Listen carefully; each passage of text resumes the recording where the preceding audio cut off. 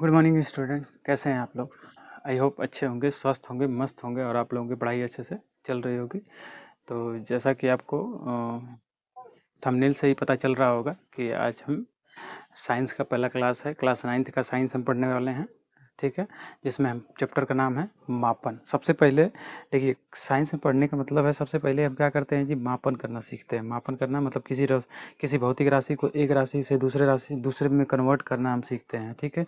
एक यूनिट से दूसरे यूनिट में कन्वर्ट कैसे करते हैं, ये बहुत ज़रूरी है, क्योंकि बेसिक चीज़ आपको पता होना चाहिए कि मीटर को सेंटीमीटर में कन्वर्ट करेंगे तो क्या आएगा, किलोग्राम को ग्राम में कन्वर्ट करेंगे तो क्या आएगा, कैसे हम चेंज करते हैं, कैसे नहीं करते हैं, इन सब चीज़ों को जानना बहुत ज़रूरी होता है, ठीक है? लिए तो सबसे पहले आपका मापन पढ़ना ज़रूरी है। इसलिए ये हम लोग यहाँ पे साइंस और मैथ इस तरीके से पढ़ रहे हैं कि फिर दोबारा पढ़ने की ज़रूरत ना पड़े। इसलिए ये तो बोर्ड में क्लास 9th के बोर्ड में ये पेपर में मतलब बुक में है नहीं चैप्टर, लेकिन फिर भी मैं आपको ये चैप्टर पढ़ा रहा हूँ, क्योंकि मुझे क्या करना है, आपका बेस मजबूत करना है। मुझे बेस मजबूत करने का मतलब आपको सब चीज़ें आनी चाहिए, जैसे कि कन्वर्ट करना, कैसे हम चेंज करते हैं, कैसे उसका मान निकालते हैं, एक राशि से दूसरे राशि में कैसे चेंज करते हैं, सब हम इसमें सीखने वाले हैं, ठीक है? तो स्वागत है आप सभी का। मैं संजय आप सभी का स्वागत करता हूं आपके अपने चैनल द एस के लर्निंग में, जिसमें हम पढ़ते हैं आज साइंस और मैथ्स पढ़ते हैं, ठीक है? लेकिन फ़िलहाल हम साइंस आज पढ़ने वाले हैं, फिजिक्स की शुरुआत होगी, फिर उसके बाद साइंस में हर पोर्शन फिजिक्स, केमिस्ट्री, बायो को हम धीरे-धीरे ख़त्म करते रहेंगे, ठीक है? ठीक है, तो आइए शुरू करते हैं। सबसे पहले तो विज्ञान, हम क्या कर रहे हैं, विज्ञान को पढ़ने जा रहे हैं। तो विज्ञान को डेफिनेट करते हैं, डिफाइन करते हैं। डेफिनेशन क्या होती है विज्ञान की, तो हम लोग बचपन में पढ़ते थे, छोटी सी डेफिनेशन हुआ करती थी कि सुव्यवस्थित क्रमबद्ध ज्ञान को ही क्या कहते हैं, विज्ञान कहते हैं। लेकिन अभी तो वो क्लास 8 तक डेफिनेशन वो सही है, ठीक है? लेकिन अभी हम लोग बड़े हो गए हैं, तो इसलिए हम थोड़ी अच्छी डेफिनेशन लिखेंगे, ठीक है? विज्ञान, देखो विज्ञान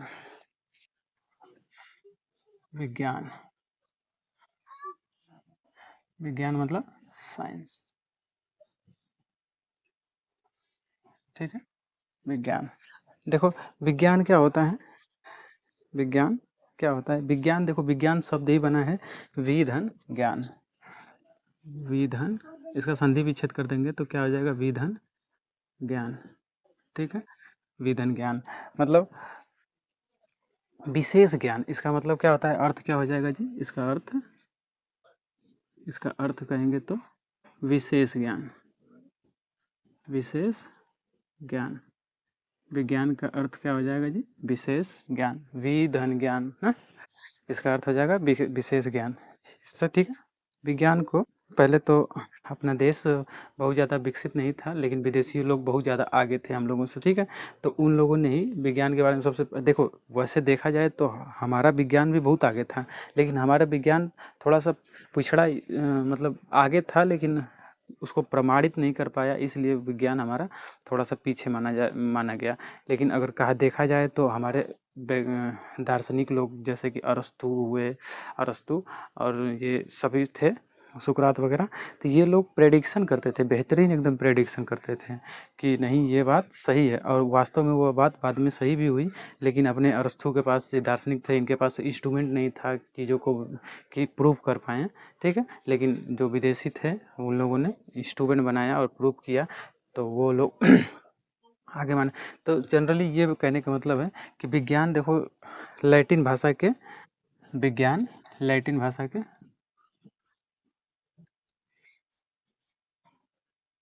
लैटिन भाषा के इस शायर शायर नामक शब्द से निकला है। विज्ञान जो है लैटिन भाषा के शायर नामक शब्द से निकला है, जिसका अर्थ होता है टू नो, मतलब जानना। इसका अर्थ क्या होता है जी, इसका अर्थ होता है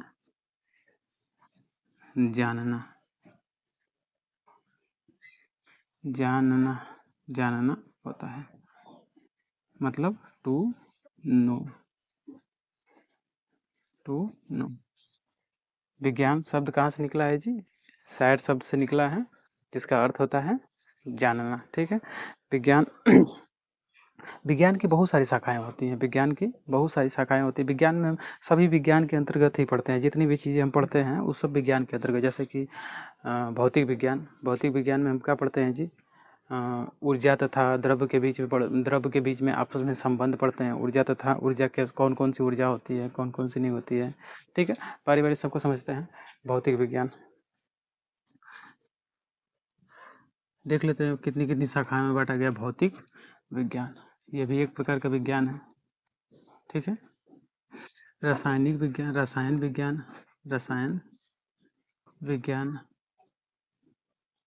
रसायन विज्ञान भी है। फिर जीव विज्ञान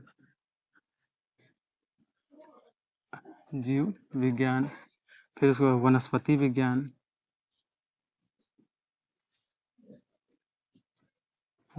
विज्ञान, ये सब तो आप बेसिकली जानते हैं। वनस्पति विज्ञान हुआ, फिर उसके बाद भूगर्भ विज्ञान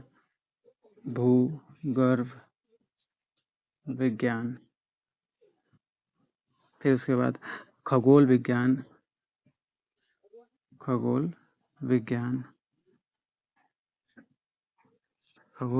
फिर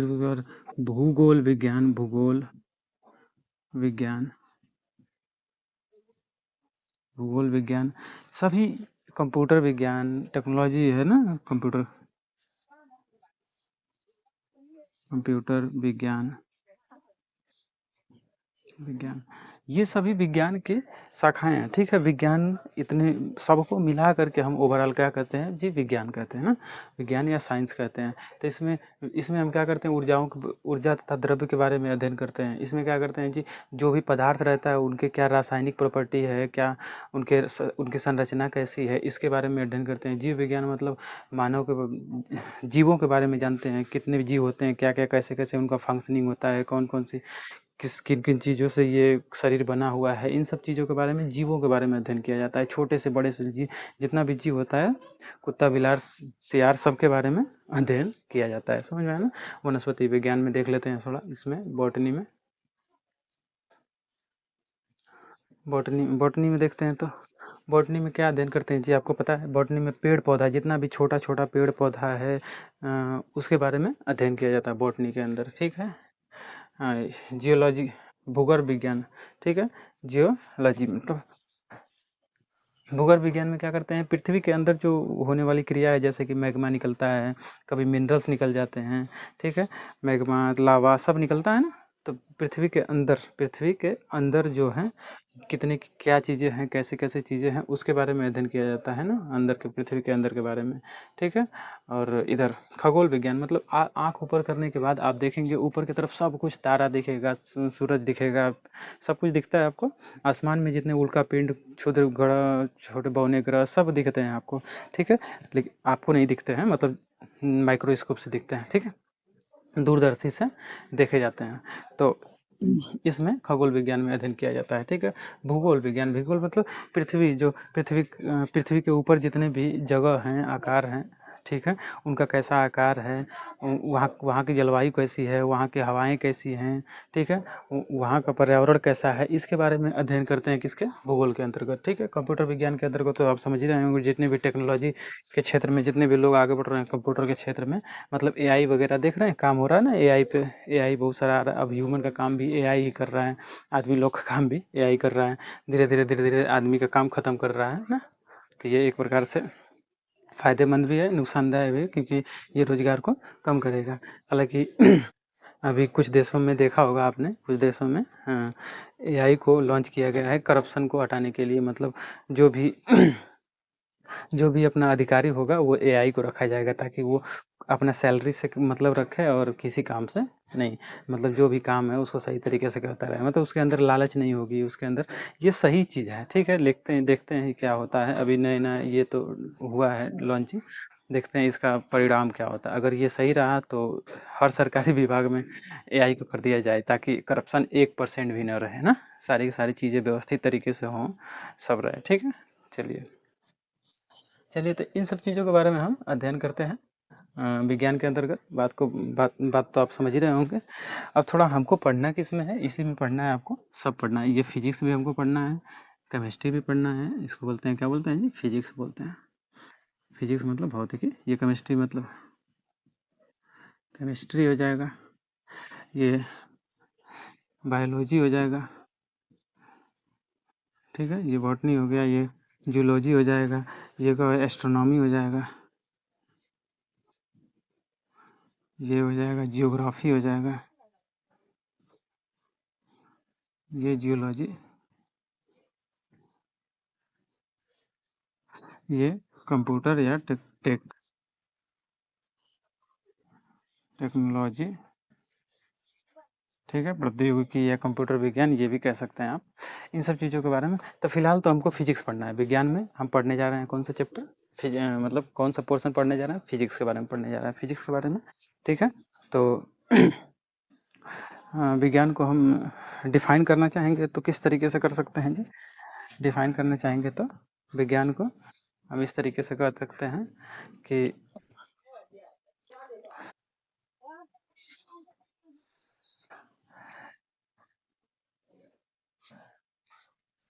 विज्ञान ना, विज्ञान, आइए समझते हैं ज़रा विज्ञान। चलिए, अच्छा छोड़िए, डेफिनेशन की बात छोड़ दीजिए, ख़त्म कीजिए, या वही लिख सकते हैं डेफिनेशन, किसी भी व्यवस्थित ज्ञान को क्या कहते हैं, इसको व्यवस्थित क्रमबद्ध ज्ञान को विज्ञान कहते हैं। किसी भी मतलब कोई भी डाटा लीजिए, किसी भी चीज़ के बारे में अध्ययन करना है विज्ञान के अंतर्गत, तो उसका डाटा के बारे में एनालिसिस करेंगे और उसके एक सही तरीके से व्यवस्थित करेंगे, और उसके ज्ञान को ही क्या बोलते हैं, विज्ञान बोलते हैं, ठीक है। विज्ञान की डेफिनेशन आप वो वाली लिख लेंगे, सुव्यवस्थित व्यवस्थित ज्ञान को विज्ञान कहते हैं, ठीक है।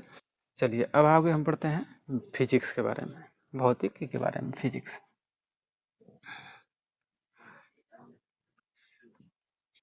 फिजिक्स मतलब कि भौतिक विज्ञान, भौतिक विज्ञान के बारे में। देखो, भौतिक विज्ञान के अंतर्गत क्या पढ़ते हैं जी?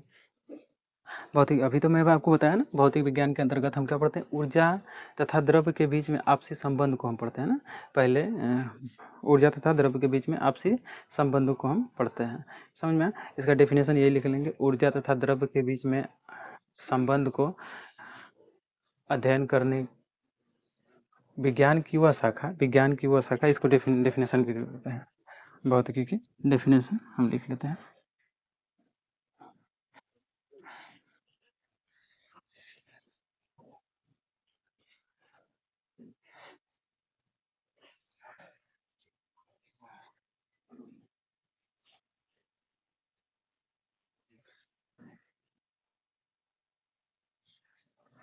क्या हो जाएगा जी हेडिंग, भौतिक विज्ञान, भौतिक विज्ञान मतलब फिजिक्स, ठीक है। विज्ञान की वह शाखा जिसके अंतर्गत ऊर्जा तथा द्रव्य के आपसी संबंध के बारे में अध्ययन किया जाता है, लिख लेंगे इसको, विज्ञान की वह शाखा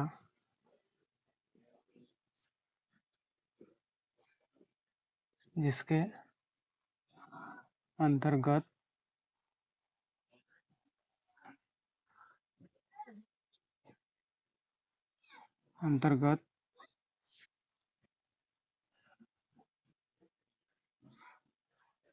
ऊर्जा तथा द्रव्य यानी कि मैटर, द्रव्य के आपसी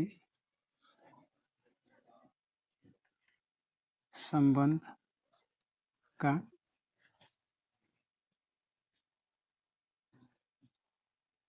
अध्ययन किया जाता है।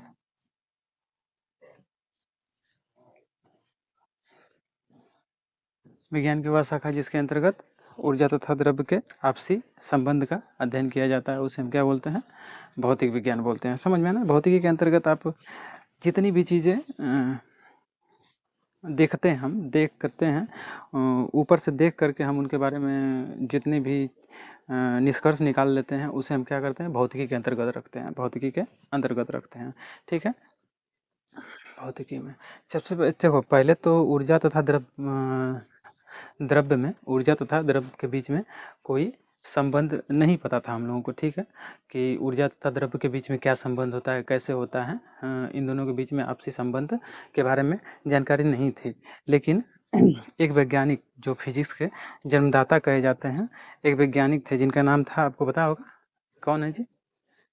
न्यूटन नहीं, आइंस्टीन। क्या नाम था उनका जी? आइंस्टीन। याद रखेंगे इनका नाम, आइंस्टीन। ये क्या है? आइंस्टीन एक बहुत बड़े गणित वैज्ञानिक हैं, साइंटिस्ट हैं।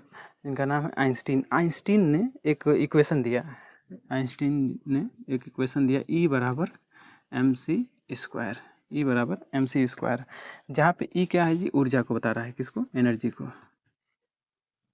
एनर्जी मतलब ऊर्जा को बता रहा है, ऊर्जा को बता रहा है। और यम क्या है जी? मास। मास मतलब द्रव्यमान को बता रहा है। द्रव्यमान मतलब किसी पदार्थ में उपस्थित उसकी मात्रा को क्या कहते हैं? द्रव्यमान कहते हैं। जैसे 5 किलो का मिट्टी का ढेर है, तो वो 5 किलो क्या है? उसका मात्रा है, क्या है? परिमाण है, परिमाण है, तो इसलिए उसका द्रव्यमान होगा। सी बार क्या है? Speed of light, speed of light मतलब स्पीड हम कह लें, या स्पीड कहना ठीक नहीं रहेगा, हम क्या कहते हैं? Velocity of light. क्या कहते हैं? Velocity, velocity, velocity of light, velocity of light. देखो, द्रव्य ये क्या है? द्रव्यमान है। क्या है? ऊर्जा। किसी भी वस्तु का द्रव्यमान होता है कि नहीं जी? किसी भी वस्तु में, किसी भी वस्तु का उसका कोई न कोई निश्चित परिमाण होगा, परिमाण जरूर होगा, परिणाम नहीं, परिमाण। ध्यान रखिएगा इस छोटे से शब्द में, बस थोड़ा सा ही फर्क है परिमाण तथा परिणाम में। परिणाम, परिणाम तथा परिमाण, परिमाण, देख रहे हैं? थोड़ा सा ही परिवर्तन है, देखेंगे। अच्छा, परिणाम का मतलब क्या होता है? जब आप काम करते हैं, कोई रिजल्टेंट मिलता है, रिजल्टेंट। जैसे कि आप बहुत दिनों से काम कर रहे हैं, उसका एक पैसा मिलेगा। मान लीजिए कोई काम 2 घंटा आप किए हैं, उसका रिजल्टेंट पैसा मिला आपको, तो वो आपका परिणाम। जैसे कि आप साल भर मेहनत करते हैं, बोर्ड के एग्जाम में आपका रिजल्ट आता है, तो वो क्या हो जाएगा? साल भर मेहनत का रिजल्टेंट मतलब परिणाम हो जाता है। अब परिमाण क्या होता है? परिमाण मात्रा होती है। क्या होती है? जैसे कि हमारे शरीर का वजन कितना है जी? 50 केजी है। 50 केजी है, तो हमारे शरीर का परिणाम, हमारे शरीर का परिमाण कितना है जी? परिमाण क्या है? ये मैग्नीट्यूड है। क्या है जी? मैग्नीट्यूड, मैग्नीट्यूड होता है। ठीक है, ये रिजल्टेंट होता है, ध्यान रखिएगा। रिजल्टेंट, मैग्नीट्यूड, परिमाण उसकी मात्रा को डिनोट करता है, किसी भी द्रव्य के पदार्थ के मात्रा को डिनोट करता है। कौन? परिमाण। और ये क्या होता है? उसके रिजल्ट को डिनोट करता है। बात समझ में आ रही है? चलिए आइए हम अपने टॉपिक पे आते हैं, भौतिक विज्ञान। भौतिक विज्ञान के अंतर्गत साइंस वैज्ञानिक नाम था उनका आइंस्टीन। आइंस्टीन ने एक समीकरण दिया, ठीक है। अभी भी इसको यूज में नहीं लाया गया है। जिस दिन अगर यूज में ये ला दिया गया, आइंस्टीन द्वारा दिया गया समीकरण जब यूज में ला दिया जाएगा, तो 1 ग्राम चाहे 1 किलो द्रव्यमान से भी कितना एनर्जी बनाया जा सकता है, आप इसकी कल्पना भी नहीं कर सकते हैं। ठीक है, बहुत ज़्यादा एनर्जी बनाई जा सकती है। लेकिन ये इक्वेशन सही है और इसको अभी यूज में नहीं लाया, अभी वैज्ञानिक लोग इस पर काम कर रहे हैं। जिस दिन ये पता चल जाएगा कि ये कैसे हम चेंज करते हैं, कैसे द्रव्यमान को ऊर्जा में चेंज करते हैं, ऊर्जा को द्रव्यमान में चेंज करते हैं, ये जब पता चल जाएगा तो उस दिन एक बहुत बड़ा क्रांति हो जाएगा। मतलब क्रांति आ जाएगी उस दिन की, थोड़ा सा भी द्रव्यमान लीजिए और उसको ऊर्जा में चेंज कर दीजिए। ऊर्जा इतना ऊर्जा होगा ना, क्योंकि आपको देखिए, एक कल्पना कीजिए जरा, कितना ऊर्जा हो सकता है। चलिए 1 ग्राम द्रव्यमान, मान लेते हैं 1 केजी द्रव्यमान ले लेते हैं, 1 केजी द्रव्यमान ले लेते हैं, 1 केजी, यम का मान 1 केजी। 1 केजी कितना होता होगा? इतना होगा 1 केजी आलू लेते होंगे, टमाटर लेते होंगे, देखते होंगे कितना होता है 1 केजी। और सी का वैल्यू जानते हैं कितना होता है?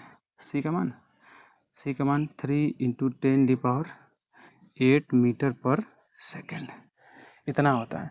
मतलब देख रहे हैं, 1 × 3 × 10⁸, मतलब 1 पे कितना जीरो? 8 जीरो, मतलब 3 पे 8 जीरो, 8 जीरो।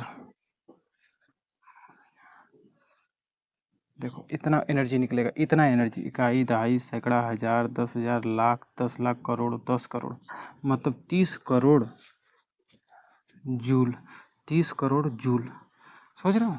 इतनी एनर्जी निकलेगी बस 1 किलो से, 1 किलो इतना सा, बस से इतना सा द्रव्यमान से इतनी एनर्जी निकलेगी, समझ रहे हो? ये मतलब कोई भी अगर ये चेंज करना अगर सीख जाएगा तो कोई भी अपना 1 किलो द्रव्यमान लेगा, उसको ऊर्जा में कन्वर्ट करेगा, बहुत सारी ऊर्जा हो जाएगी। ऊर्जा को तो कई रूपों में परिवर्तित किया जाता है। ऊर्जा को एनर्जी के रूप में, विद्युत के रूप में परिवर्तित किया जा सकता है। देखो हर ऊर्जा के रूप में परिवर्तित किया जा सकता है, ठीक है? तो हम जानते हैं ना, ऊर्जा न तो नष्ट की जाती है, न ही उत्पन्न की जाती है। तो इसको एक रूप से दूसरे रूप में कन्वर्ट किया जा सकता है। तो जब हम कोई भी एनर्जी बनाएंगे, जो भी एनर्जी बने, ठीक है, तो उसको हम विद्युत में यूज कर लेंगे, हीट में यूज कर लेंगे, अपना बहुत सारा काम भी बनेगा, लेकिन ये नुकसानदायक भी होगा, समझ में है ना? तो इसके बारे में बाद में बात करेंगे। फिलहाल तो अभी समझते हैं। उनका नाम था, वैज्ञानिक नाम था आइंस्टीन। आइंस्टीन ने सबसे पहले इनके बीच में आपसी संबंध को बताया था, किसके? एनर्जी तथा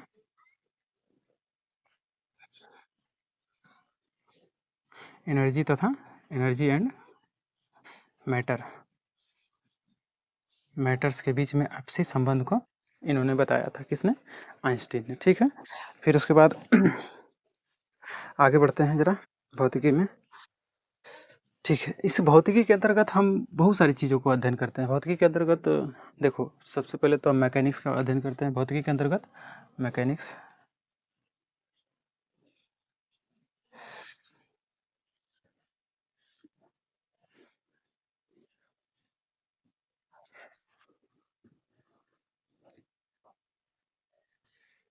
मैकेनिक्स, मैकेनिक्स मतलब यांत्रिकी। यांत्रिकी, यांत्रिकी मतलब देखो, जब हम कोई कार्य करते हैं, एनर्जी लगा कर करते हैं, जैसे कि कोई काम हम किए हैं, दौड़ रहे हैं, तो वो यांत्रिकी के अंतर्गत आएगा। गति कर रहे हैं, यांत्रिकी के अंतर्गत आएगा, ठीक है? यांत्रिकी के अंतर्गत, मैकेनिक्स के अंतर्गत आएगा। जितनी भी चीज़ें आप पढ़ेंगे मैकेनिक्स मैकेनिक्स में पढ़ेंगे। फिर उसके बाद हीट, हीट, हीट, इसमें हीट के बारे में पढ़ना है, मतलब ऊष्मा, ऊष्मा, ऊष्मा के बारे में पढ़ना है, समझ में आया ना? ऊष्मा के भी बारे में पढ़ना है। लाइट के बारे में पढ़ना है, लाइट, लाइट मतलब प्रकाश के बारे में पढ़ना है, प्रकाश के बारे में पढ़ना है, ठीक है? इलेक्ट्रिसिटी के बारे में पढ़ना है। किसके बारे में? इलेक्ट्रिसिटी, इलेक्ट्रिसिटी मतलब इलेक्ट्रिसिटी, इलेक्ट्रिसिटी या electric current, electric current, current भी बोल सकते हैं। इलेक्ट्रिसिटी मतलब विद्युत के बारे में पढ़ना है, इलेक्ट्रिक करंट के बारे में पढ़ना है। ऐसे ही बहुत सारी चीज़ों के बारे में हम अध्ययन करने वाले हैं। किसके अंतर्गत? भौतिकी के अंतर्गत। और उसमें ध्वनि वनि के बारे में भी इसमें पढ़ना है, समझ में आया ना? आगे बढ़ते हैं। भौतिकी हो गया। भौतिकी के जस्ट नोट कर लेंगे ये सब चीज़ आप, ठीक है? तो मैं सारी चीज़ें लिखवा नहीं पाऊँगा, क्योंकि इसमें डेफिनेशन वगैरह बस लोगों को लिखवा पाऊँगा। बाकी सब चीज़ें जो है समझाने वाली चीज़ें हैं, मैं समझा दूँगा। लेकिन लिखवाने की बात कहेंगे तो पूरी चीज़ें आपको लिखवा नहीं पाऊँगा, लेकिन कहानी के रूप में आपको बताते चला जाऊँगा, ठीक है? तो यदि आपको इसका पीडीएफ चाहिए, इसका नोट्स चाहिए, तो आप क्या करिए, टेलीग्राम चैनल को ज्वाइन कर लीजिए। द एसके लर्निंग से सर्च कीजिएगा टेलीग्राम चैनल, वो आपको मिल जाएगा, और वहाँ पे आपको सब पीडीएफ प्रोवाइड कर दिया जाएगा, ठीक है? सबके बारे में। और मैग्नेटिक्स, चुंबक के बारे में भी अध्ययन करते हैं। मैग्नेटिक्स मतलब चुंबकत्व, चुंबकत्व के बारे में भी अध्ययन किया जाता है इसके अंतर्गत, भौतिकी के अंतर्गत, ठीक है? चलिए अब इसको इरेज करते हैं। कुछ चीज़ें होंगी जो इम्पोर्टेंट उसको नोट कर लीजिएगा, फिर उसके बाद हम आगे बढ़ेंगे, ठीक है?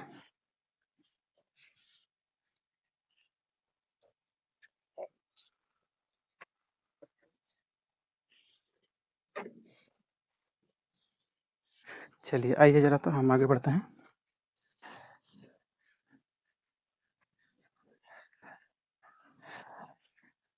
चलिए, ये तो बेसिक हुआ, चीज़ें आपको बेसिकली आपको पता चली। ये सब मापन से पहले की कहानी की बात है। विज्ञान को हम समझें और कुछ नहीं। अब आ जाते हैं मापन। अगला टॉपिक आपका क्या हो जाएगा जी? मापन। अच्छा, मापन किसे कहेंगे जी? किसी वस्तु को हम जिससे मापते हैं उसी को क्या कहते हैं? मापन कहते हैं। जनरली हम दैनिक जीवन में उपयोग करते भी हैं कि हर चीज़ को मापने के लिए किसी न किसी वस्तु का इस्तेमाल करते हैं। चलिए मापन,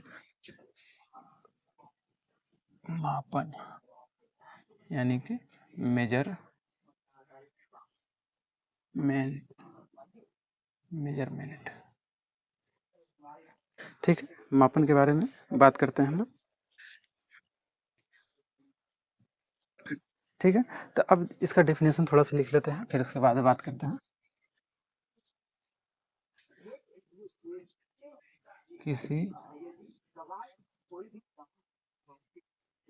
भौतिक राशि, भौतिक राशि या किसी भी राशि को मापने के लिए,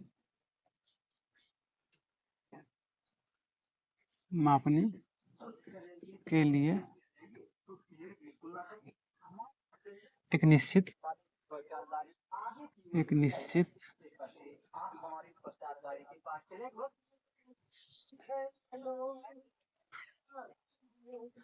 निश्चित परिमाण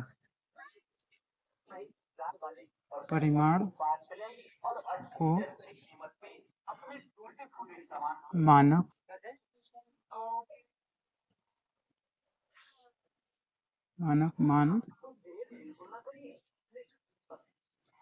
मानक मान लेते हैं और उसका कोई नाम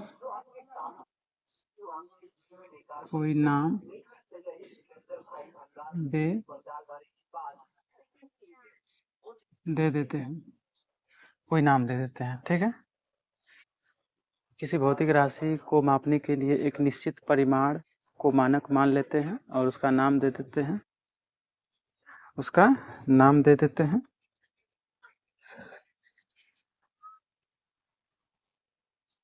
उसे उस राशि का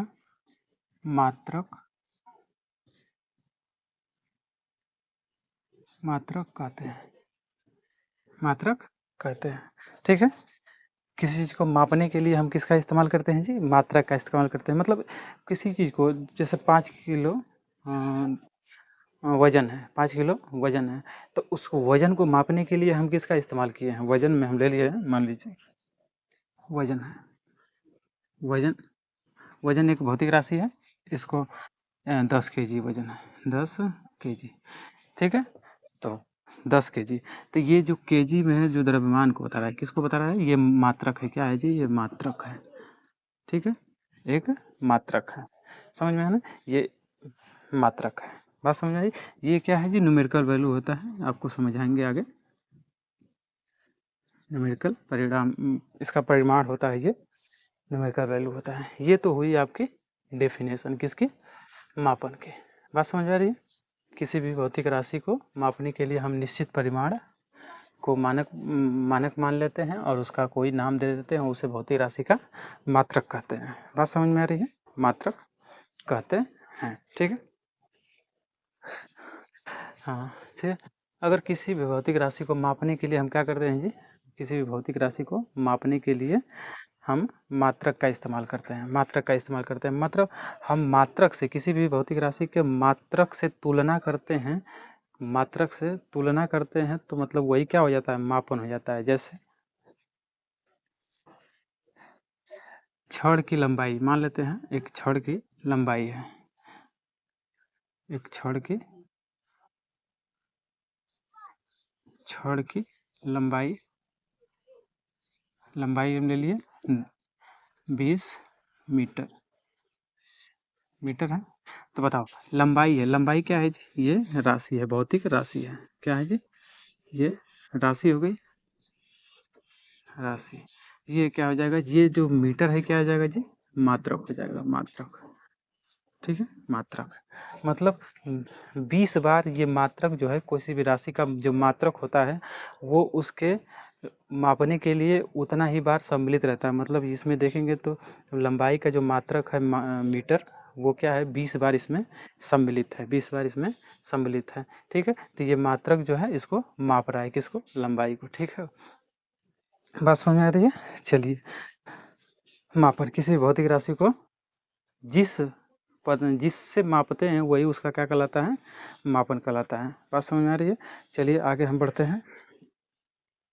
चलिए, मापन करने के लिए हम विशेष चीज़ 2 चीज़ों का ध्यान रखते हैं, मापन के लिए 2 चीज़ों का ध्यान रखते हैं।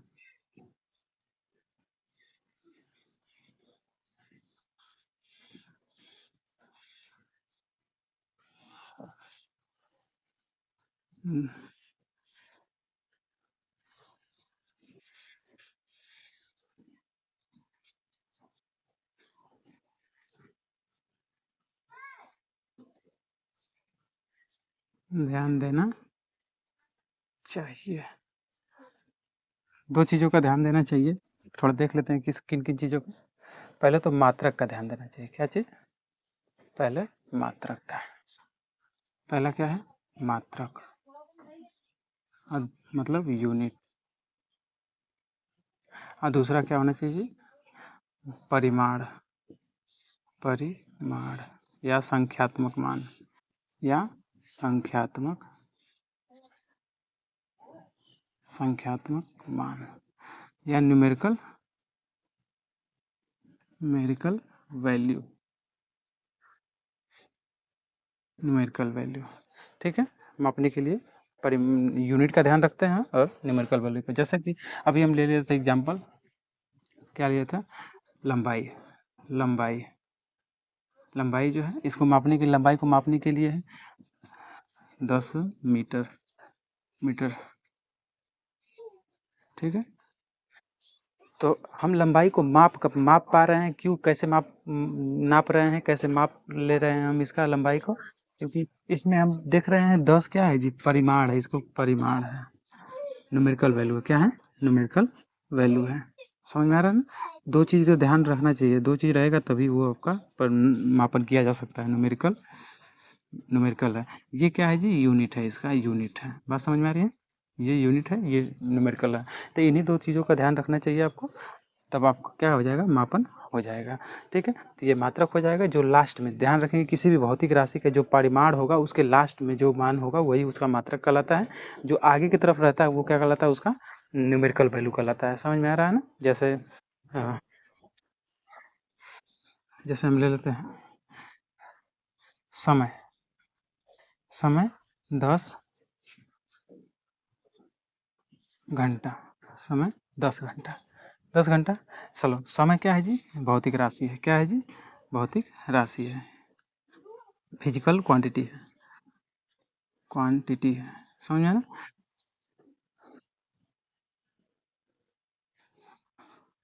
आइए, भौतिक राशि हो गई। आइए, क्या है जी इसका न्यूमेरिकल, न्यूमेरिकल न्यूमेरिकल वैल्यू है। आइए जी, क्या है इसका, यूनिट है। क्या है? यूनिट है। देखो, अलग अलग यूनिट हो सकती है, मिनट भी इसका मात्रक हो सकता है, सेकंड भी हो सकता है। तो बड़ा मात्रक रहेगा, छोटा मात्रक, सब मात्रक के बारे में हम सीखेंगे, ठीक है। इसके अनेक मात्रक हो सकते हैं, इसको चेंज कर सकते हैं मिनट में, इसको सेकंड में भी चेंज कर सकते हैं। सब इसका क्या है, मात्रक ही है। समझ में आया? तो किसी भी राशि को मापने के लिए संख्यात्मक मान संख्यात्मक मान तथा मात्रक की आवश्यकता होती है। बात समझ में आ रही है। संख्यात्मक मान तथा मात्रक की आवश्यकता होती है। चलिए, हम उसके आगे बढ़ते हैं। अब मूल राशियाँ समझ लेते हैं। देखो, ऐसे तो भौतिक राशियाँ तो बहुत सारी हो जाएंगी। वजन को उठाने के लिए क्या करते हैं, द्रव्यमान हो गया, वजन हो गया, क्षेत्रफल हो गया, किसी चीज़ को नापने के लिए क्षेत्रफल का हम इस्तेमाल कर लेते हैं, या आयतन हो जाएगा, किसी पानी उनी को नापने के लिए आयतन का इस्तेमाल करते हैं। ऐसे तो बहुत सारी राशियाँ हो जाएंगी ना, बहुत सारी राशियाँ मिल जाएंगी। तो अलग अलग उसके परिमाण होंगे, अलग अलग उसके यूनिट्स होंगे, तो सबको याद करना बड़ा मुश्किल हो जाएगा ना। इसलिए क्या करते हैं हम, कुछ राशियों को हम छाँट लेते हैं, कुछ राशियों को छाँट लेते हैं, ठीक है। उसे हम क्या बोलेंगे, मूल राशियाँ बोलेंगे, मूल राशियाँ। चलिए हम ज़रा इसको लिखते हैं।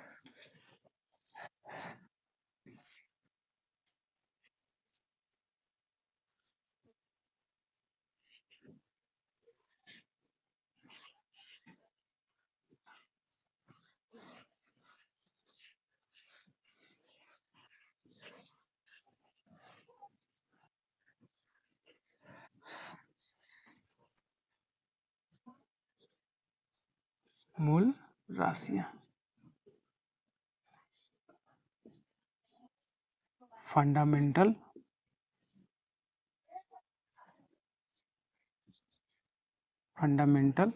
क्वांटिटी।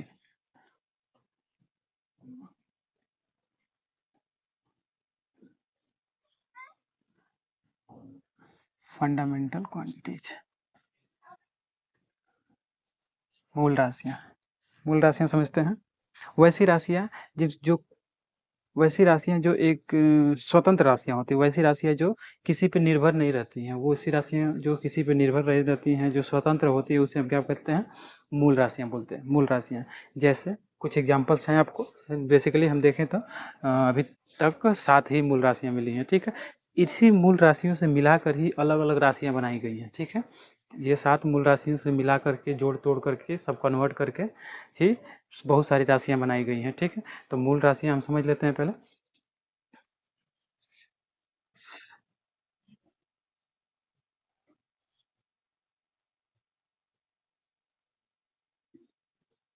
वैसी राशियाँ जो पूर्णतः पूर्णतः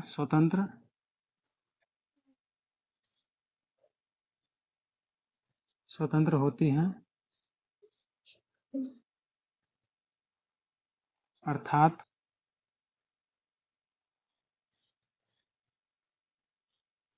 किसी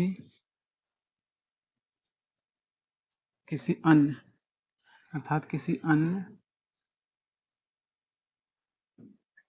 राशि पर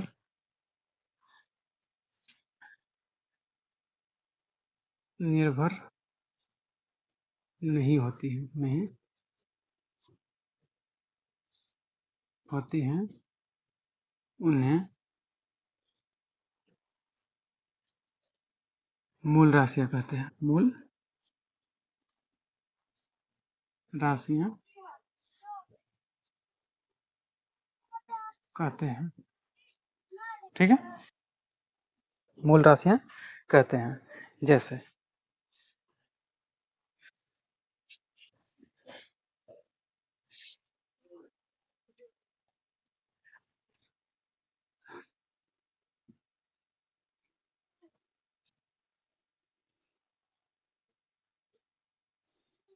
कुल 7 मूल राशियाँ होती हैं। कुल 7 मूल राशियाँ होती हैं। पहला लिखेंगे आप लंबाई, दूसरा हो जाएगा आपका द्रव्यमान, लंबाई मतलब लेंथ, द्रव्यमान मतलब मास, तीसरा आपका हो जाएगा समय, समय मतलब टाइम, चौथा लिख लीजिएगा ताप मतलब टेम्परेचर, टेम्परेचर। पांचवा हो जाएगा आपका विद्युत धारा, विद्युत धारा मतलब इलेक्ट्रिक करंट, इलेक्ट्रिक करंट, ठीक है। और छठा देख लीजिए ज्योति तीव्रता, ज्योति तीव्रता, तीव्रता, ज्योति तीव्रता मतलब ल्यूमिनस, ल्यूमी ल्यूमिनस इंटेंसिटी, इंटेंसिटी। सातवां हो जाएगा आपका पदार्थ की मात्रा, पदार्थ की मात्रा, पदार्थ की मात्रा मतलब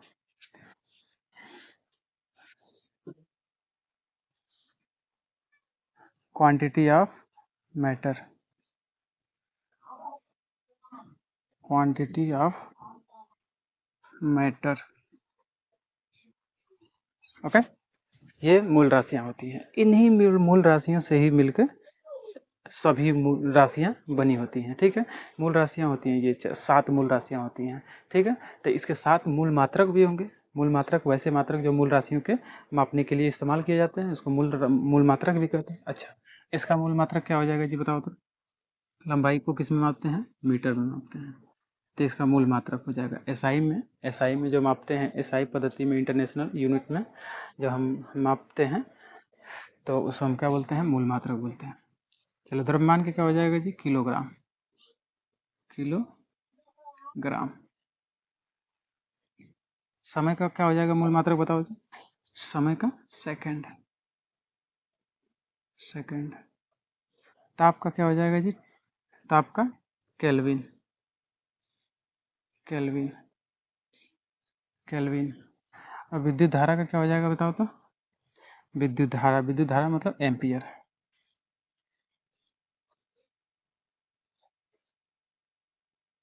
एम्पियर। ठीक है। ज्योति तीव्रता। ज्योति तीव्रता का मात्रक क्या हो जाएगा जी, ज्योति तीव्रता का मात्रक। अच्छा, पदार्थ की मात्रा का क्या हो जाएगा जी, मोल हो जाएगा। मोल। मोल भी लिख लेते हैं। ज्योति तीव्रता। ज्योति तीव्रता का मतलब कैंडिला होता है। क्या होता है, कैंडिला होता है। कैंडिला। कैंडिला, समझे।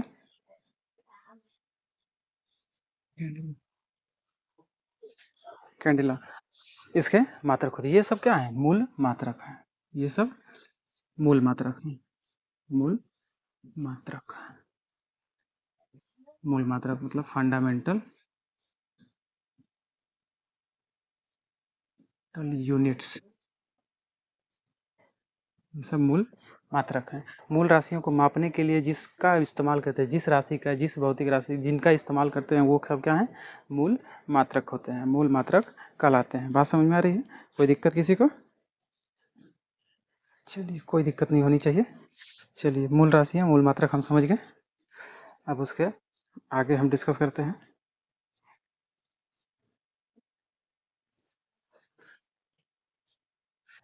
चलिए, कुछ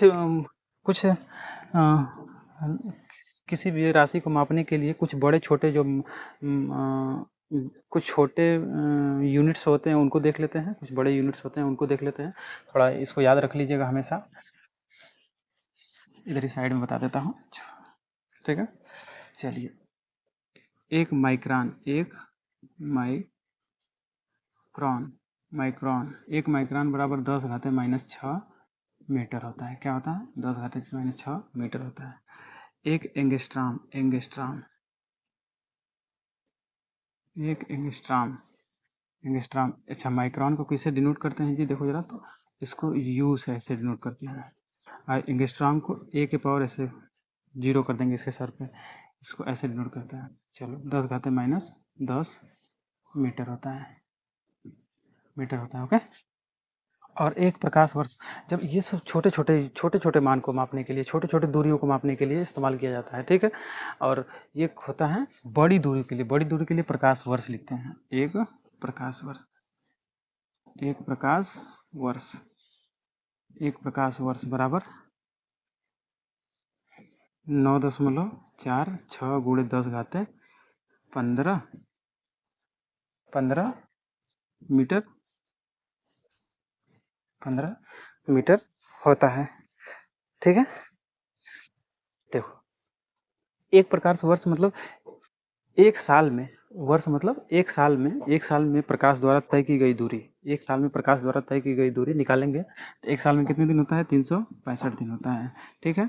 अब प्रकाश की चाल कितनी होती है जी, 3 गुणे 10⁸ मीटर प्रति सेकंड होती है। 365 दिन में निकालना है। और एक दिन में कितना घंटा होता है, 24 घंटा होता है। 24 घंटा होता है। और एक घंटे में कितना मिनट होता है जी, 24 घंटे में 60 मिनट होगा। 24 घंटे में कितने मिनट, 24 घंटे। एक दिन 365 दिन। 365 दिन, एक महीने में कितने दिन होते हैं। अरे, एक दिन का हमको पता चल गया। तो 24 घंटा का होता है, 24 घंटा। और 1 घंटा में कितना दिन 1 घंटा में 60 मिनट होता है, 1 मिनट में कितना होता है, 60 सेकेंड होता है। अब इन सबको मल्टीप्लाई कर लेंगे तो ओवरऑल हमको मिल जाएगा क्या, 9 नियर अबाउट 9.46 गुणे 10 घाते 15 मीटर के आसपास हमको मिलेगा। कोई दिक्कत नहीं। एक वर्ष में ये क्या है, एक वर्ष में, एक वर्ष में प्रकाश द्वारा चली गई दूरी है, प्रकाश द्वारा चली गई दूरी है। तो ये बहुत बड़ी राशि होती है, क्योंकि 10 घाते 15 मतलब 10 एक पे कितना जीरो, 15 जीरो, एक पे कितना 15 जीरो, काउंट करते करते रह जाएंगे, बहुत बड़ी दूरी हो जाएगी। तो इसका इस्तेमाल जनरली हम करते हैं कहाँ पे, जब एक तारे से, एक ग्रह से दूसरे ग्रह के बीच की दूरी, एक तारे से दूसरे तारे के बीच की दूरी, इन सब दूरियों के लिए हम इस्तेमाल करते हैं। ठीक है, प्रकाश वर्ष। ठीक है, तो आगे हम बढ़ते हैं। मूल राशियाँ, मूल मात्रक और प्रकाश वर्ष हो गए। चलिए जरा हम बोलते हैं व्युत्पन्न राशियाँ क्या होती हैं। व्युत्पन्न राशियाँ क्या होती हैं, वैसी राशियाँ जो मूल राशियों से मिलकर बनी होती हैं, उसे हम व्युत्पन्न राशियाँ कहते हैं। नोट कर लेंगे इस व्युत्पन्न राशियाँ क्या कहती हैं। अगला हेडिंग आपका हो जाएगा व्युत्पन्न राशियाँ। व्युत्पन्न राशियाँ,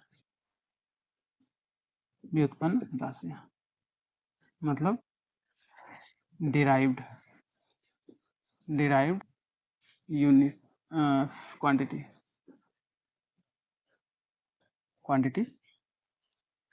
वैसी राशियाँ जो मूल राशियों पर निर्भर रहती हैं या मूल राशियों से मिलकर बनी रहती हैं, उसे हम क्या बोलते हैं, व्युत्पन्न राशियाँ बोलते हैं। अब व्युत्पन्न मात्रक क्या होंगे, व्युत्पन्न राशियों के मात्रक को ही हम क्या करते हैं, व्युत्पन्न मात्रक कहते हैं। बात समझ में आ रही है। जैसे इसमें क्या कुछ एग्जाम्पल हो जाएंगे, जैसे चाल भी एक राशि है, इसका मात्रक क्या हो जाता है, मीटर प्रति सेकेंड होता है। ये क्या है, व्युत्पन्न मात्रक है, ये इसकी राशि है। चलिए क्षेत्रफल, इसके एग्जाम्पल में क्षेत्रफल भी क्या है, व्युत्पन्न राशि है। इसका मात्रक क्या हो जाता है जी, मीटर स्क्वायर होता है। समझ में आया। मीटर स्क्वायर क्या किस फंडामेंटल यूनिट में था, नहीं था, बस मीटर था, लेकिन मीटर स्क्वायर है, तो इसे हम क्या कहेंगे, व्युत्पन्न मात्रक कहेंगे। समझ में आ रहा है ना। वैसी राशियाँ जो मूल राशियों से पर निर्भर होती हैं या मूल राशियों से मिलकर बनी होती हैं, उसे क्या कहते हैं, व्युत्पन्न राशियाँ बोलते हैं। अब व्युत्पन्न मात्रक क्या हो जाएंगे, वैसे मात्रक जो मूल व्युत्पन्न राशियों के मात्रक ही मूल व्युत्पन्न मात्रक कहलाते हैं। बस समझ में आ रही। थोड़ा सा ध्यान दे के आप पढ़ेंगे, ठीक है। तो कुछ मूल राशियों के लिख देता हूँ, उसके मूल मात्रक आप ढूंढ के ले आएंगे। फार्मूला लिख देता हूँ, उसके मूल मात्रक आप ढूंढ के ले आएंगे। चलिए मेरी कहीं नोट कर देते हैं।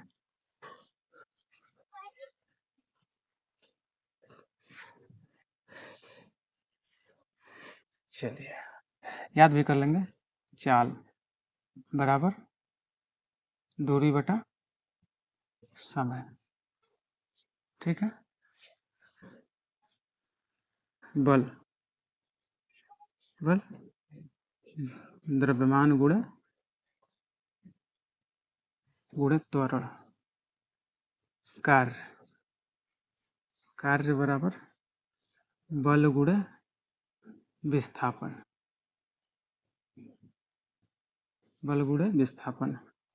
ठीक है। और घनत्व बराबर द्रव्यमान बटे आयतन। सबका हम मात्रक निकालना सीखेंगे। आयतन का मात्रक क्या होता है, और त्वरण क्या होता है, सब आगे हम सीखने वाले हैं, ठीक है। तो अभी तो शुरुआत हुई है फिजिक्स की, अभी आगे हम देखने वाले हैं क्या क्या मिलने वाला है, ठीक है। तो आपको कुछ भी छूटेगा नहीं, ध्यान रखिए, कुछ भी छूटेगा नहीं। यहाँ पे आप ऐसे पढ़ के जाएंगे जैसे कभी नहीं पढ़ा होगा, ठीक है। तो एक और लिख लेते हैं, शक्ति बराबर क्या होता है जी, कार्य बटा समय।